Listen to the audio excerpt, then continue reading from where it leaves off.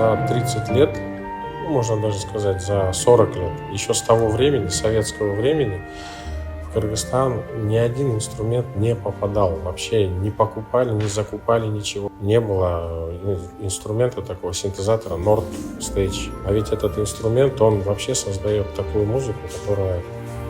Вот, все то, что мы сейчас слышим, современные саундтреки, все то, что происходит на Западе, вообще везде, да, вот с этим инструментом и создается. Вот. Не было хороших струнных инструментов. Мы заказали контрабасы, пятиструнные контрабасы. Они придут в конце августа. Это мастеровые инструменты, немецкие инструменты. Такого в Кыргызстане тоже никогда не было.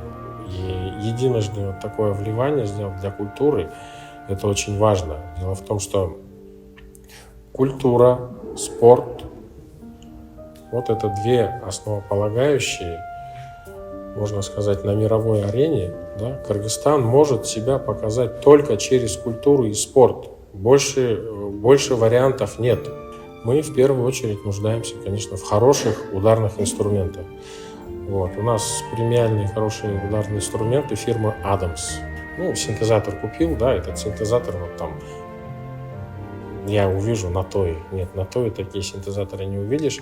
С этими синтезаторами работает Джон Уильямс, работает, допустим, работает Ханс Зиммер с этим синтезатором. Вот они на вот этих вот синтезаторах, они создают свои величайшие саундтреки 21 века.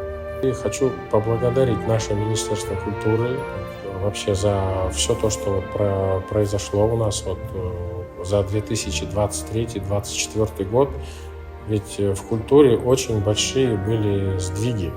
Вот за столько лет никогда не было такого, чтобы вот такие инструменты закупались.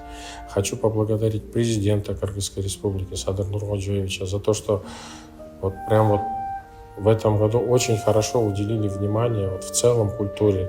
Хочу кабинет министров в лице Акылбека Усенбековича поблагодарить от всего коллектива нашей филармонии вот за то, что вот это подарок, это счастье вот для всех наших музыкантов.